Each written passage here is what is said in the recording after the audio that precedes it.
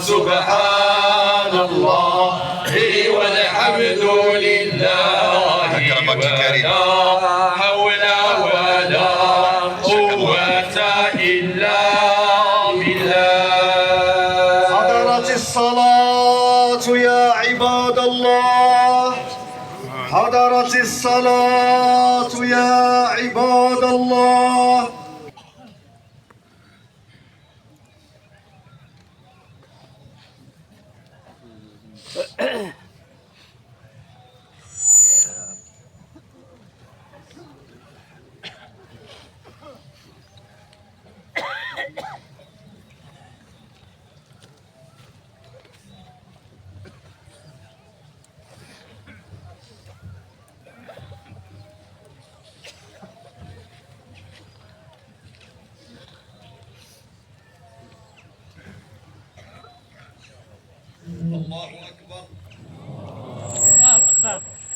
الله أكبر،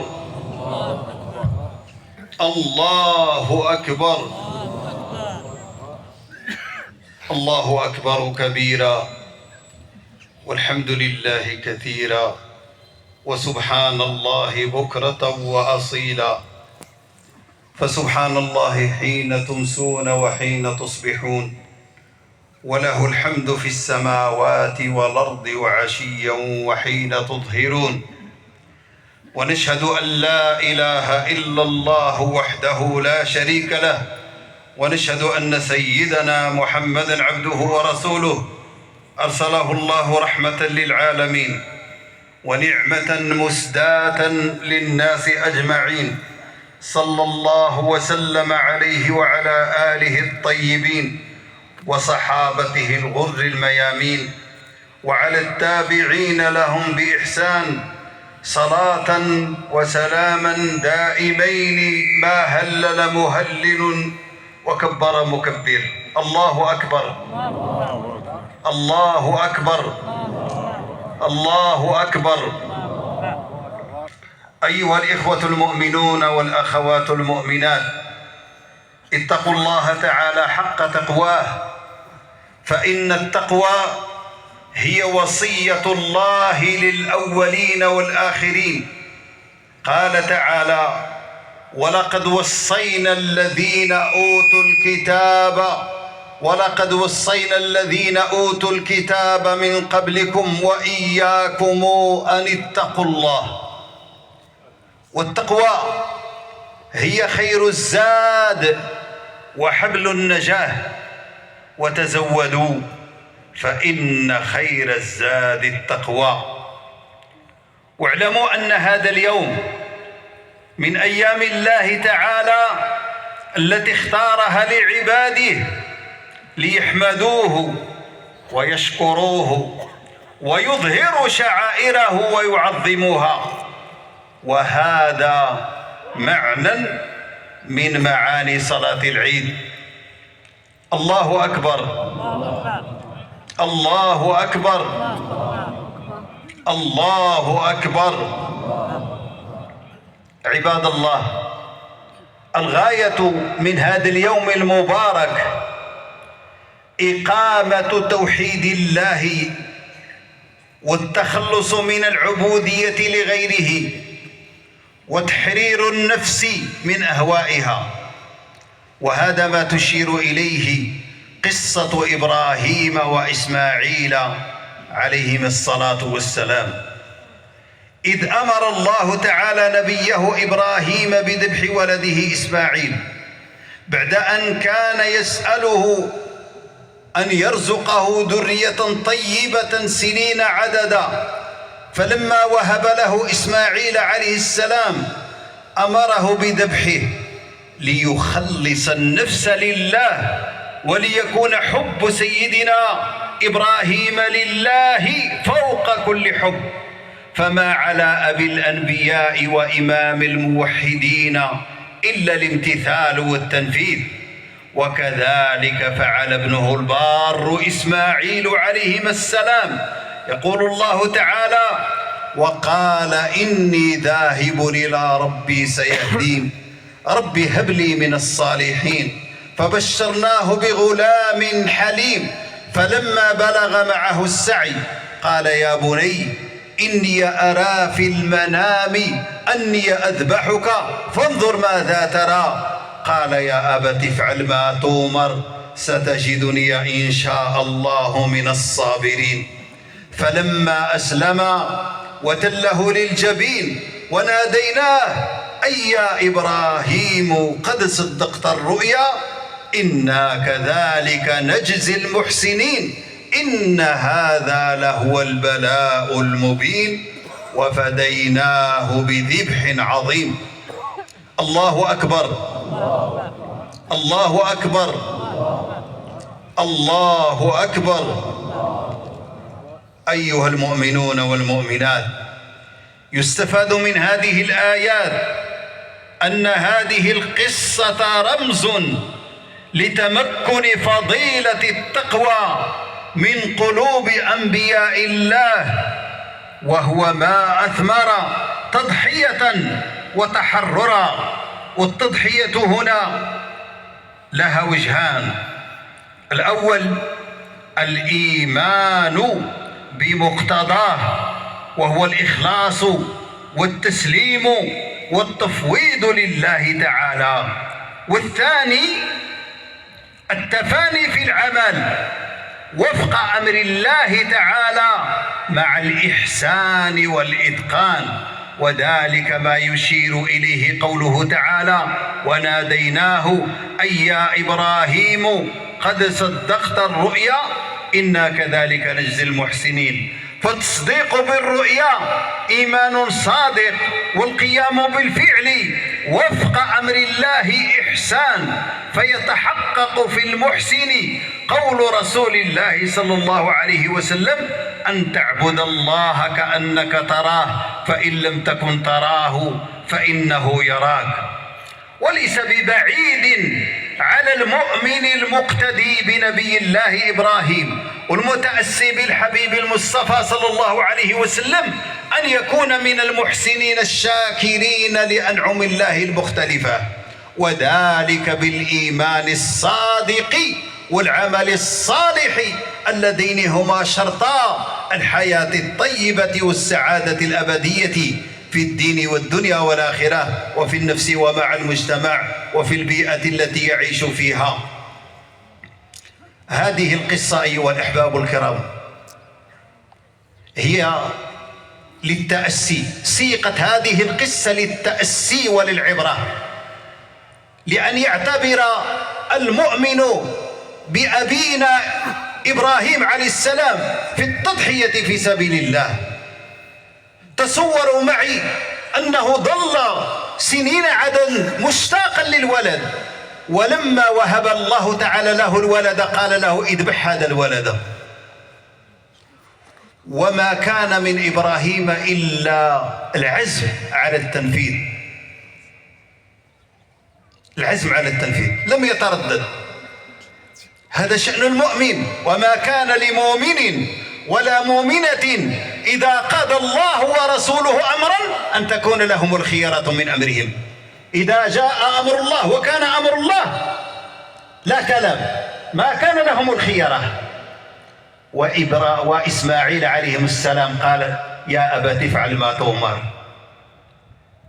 هذه ذرية طيبة، ذرية الإيمان، هذه الذرية التي انبثقت منها مشكاة النبوة.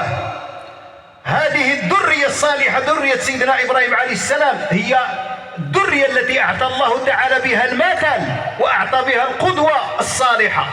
إذا قرأتم عن سيدنا إبراهيم وعن أبنائه وأحفاده كلهم كانوا ذرية طيبة مباركة أعطى الله بها المثل وجعلها قدوة للعالمين إلى يوم الدين.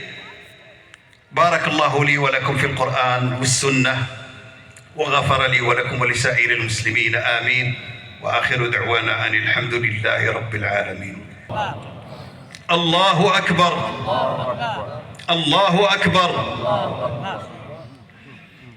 عباد الله، إن من كرم الله تعالى على العباد أن أشركهم مع حجاج بيته الحرام في كثير من الطاعات في هذه الأيام. التي منها التكبير والذكر والدعاء، كما ورد عن النبي صلى الله عليه وسلم أن هذه الأيام أيام أكل وشرب وذكر لله تعالى. ما أجمل أيها الأحباب الكرام، ما أجمل هذا الحديث، أيام أكل وشرب وذكر لله. هي أيام فرح وأيام ذكر وأيام أكل وشرب. أيام أكل وشرب بمعنى أن هذا اليوم له ميزة، له خاصية، أنه يجتمع فيه أمران عظيمان: متعة الجسد ومتعة الروح. متعة الجسد في التوسعة على النفس، ومتعة الروح في الاتصال بالله عز وجل وغسل القلب بكثرة التكبير والتحميد والتهليل والتسبيح. ما أعظم ديننا، ما أعظم هذا الدين أيها الأحباب الكرام، ما أعظم ديننا، فتمسكوا به رحمكم الله. أيها الشيوخ، أيها الشباب، أيها الرجال، أيتها النساء، تمسكوا بدينكم، تمسكوا بدينكم، واعلموا أن الحياة فانية وأنها ساعة.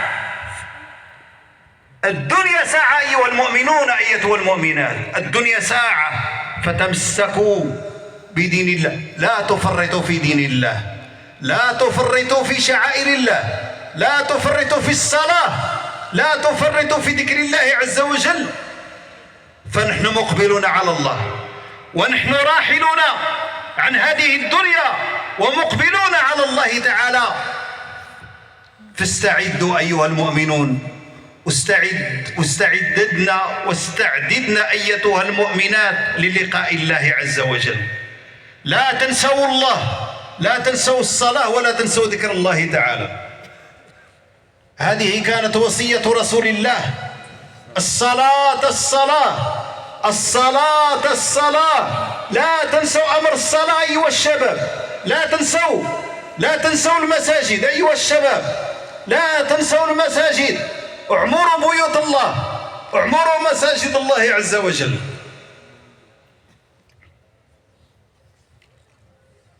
ومعنى الحديث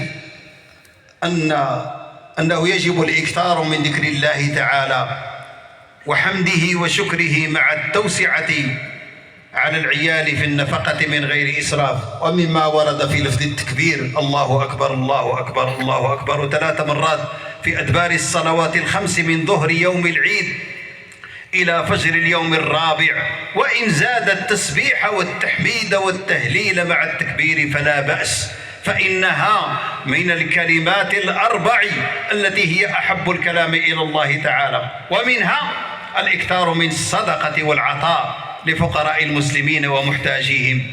فالصدقة في هذه الأيام منصوص على فضلها ومرغب في أجرها، ومنها صلة الأرحام وزيارة الأقارب والأحباب وإدخال السرور عليهم وعلى المسلمين جميعا. الله أكبر، الله أكبر، الله أكبر. أما الأضحية التي هي من سنن هذا اليوم، فقد ضحى النبي صلى الله عليه وسلم في بعض السنين نيابة عن أمته، واستنى مولانا أمير المؤمنين بهديه، حيث أخبر حفظه الله أنه سيضحي هذه السنة عن نفسه ونيابة عن شعبه، نظرا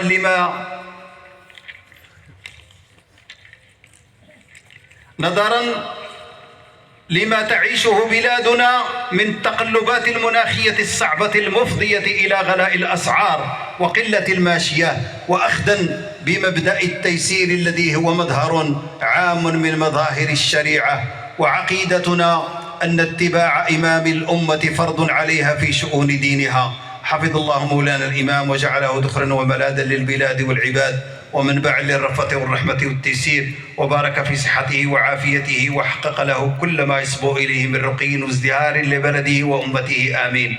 هذا ولنجعل مسك الختام أفضل الصلاة وأزكى السلام على ملاذ الورى في الموقف العظيم سيدنا محمد صلى الله عليه وسلم. اللهم صل على سيدنا محمد وعلى آل سيدنا محمد كما صليت على سيدنا إبراهيم وعلى آل سيدنا إبراهيم، وبارك على سيدنا محمد وعلى آل سيدنا محمد كما باركت على سيدنا إبراهيم في العالمين إنك حميد مجيد. وارض اللهم عن الخلفاء الراشدين ساداتنا الحنفاء المهديين أبي بكر وعمر وعثمان وعلي، وعن باقي الصحابة خصوصا منهم الأنصار والمهاجرين، وعن التابعين لهم بإحسان إلى يوم الدين. انصر اللهم من وليته أمر عبادك المؤمنين مولانا أمير المؤمنين جلالة الملك محمد السادس نصرا عزيزا مؤزرا تعز به الدين وترفع به راية الإسلام والمسلمين. اللهم احفظه بحفظ كتابك وأعد عليه أمثال هذه المناسبة وهو يرفل في حلل الصحة والعافية، وأقر عين جلالته بولي عهده المشمول بالعناية الربانية صاحب السمو الملكي الأمير جليل مولانا الحسن وأزره بسنوه السعيد صاحب السمو الملكي الأمير جليل مولانا رشيد، وبباقي أفراد الأسرة الملكية الشريفة إنك سميع مجيب. وارحم اللهم بواسع رحمتك وكريم فضلك وجودك الملكين الجليلين مولانا محمد الخامس ومولانا الحسن الثاني، اللهم طيب ثراهما وأكرم مثواهما واجعلهما في مقعد صدق عندك. اللهم ارحمنا وارحم والدينا وآباءنا وأجدادنا وأمهاتنا وسائر موتانا وموتى المسلمين. اللهم حبب إلينا الإيمان وزينه في قلوبنا وكره إلينا الكفر والفسوق والعصيان واجعلنا من الراشدين. ربنا آتنا من لدنك رحمة وهيئ لنا من أمرنا رشدا. ربنا آتنا في الدنيا حسنة وفي الآخرة حسنة وقنا عذاب النار. نسأل الله تعالى أن يجازي عنا خير الجزاء كل من سهر على هذا المصلى، وكل من ساهم في تنظيفه والوقوف على أمره، وعلى من ساهم في تفريش الحصور، وعلى كل من قرب شيئا، وكل من سهل أمرا من رجال السلطة ومن المتعاونين ومن المساعدين والأوقاف والأمن، كل من ساهم في هذا الأمر. نسأل الله تعالى أن يجازيه خير الجزاء. اللهم اجزهم عنا خير الجزاء. ولا ننسى أن ندعو لإخواننا في فلسطين في غزة، نسأل الله تعالى أن يفرج عنهم.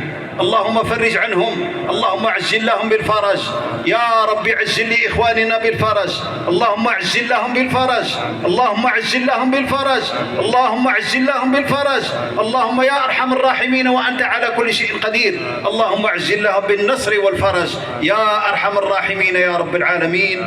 سبحان ربك رب العزة عما يصفون وسلام على المرسلين والحمد لله رب العالمين.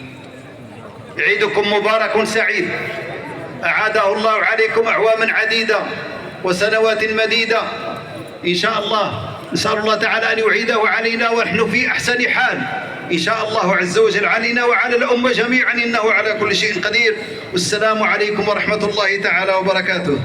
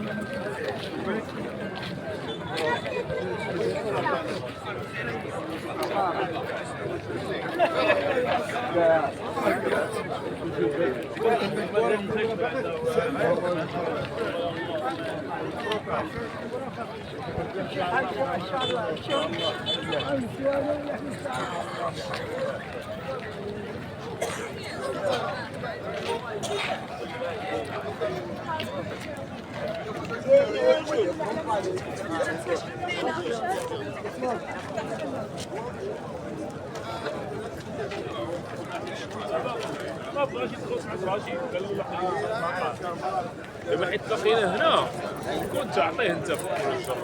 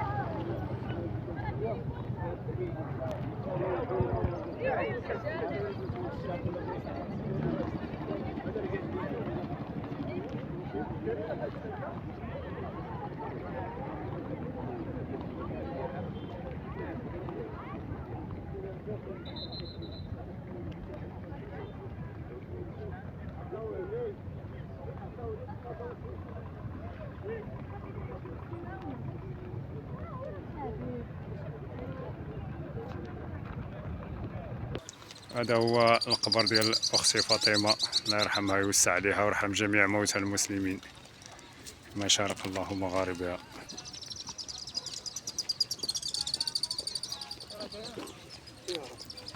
الله يا اخي عبد السلام، شنو وقع لك؟ وسع عبد السلام، شنو وقع لك؟ شتا؟ شفتيني واش فتحت شفتيني تحت. انا صورتك تا فيديو. او صورتيني تحت. هيا الشيطان سيو كيدير عندك؟ والله الا دخلت لها غادي بحال بابا بحالي. تبارك الله على الزعب سلام. والله الا كنت غادي نصورك حتى حشمت. صورتيني ولا طايح؟ لا لا انا غشتك. هيا انا غازل.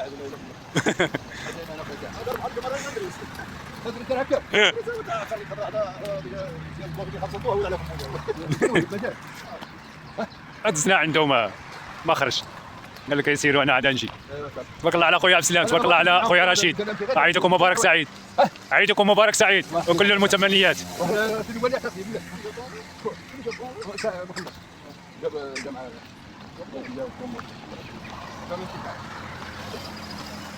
خليك الله انا ترى رشيد ولي اعتقد والله الا بالله. لا لا الا غيحبس فيا وانا وليت نسمع. ايه شتي؟ واش تعمل اخويا عبد السلام؟ عندك ما تعمل انت؟ ما بغيتيش تمشي للطبيب تشوف طونسيون؟ لا لا فيا تنشيط 18. ايوا 18 تمشي للطبيب الخوا ديالي. دوخه وانا كنطيح. شبراتك الدوخه الخوا ديالي، شبراتك الدوخه.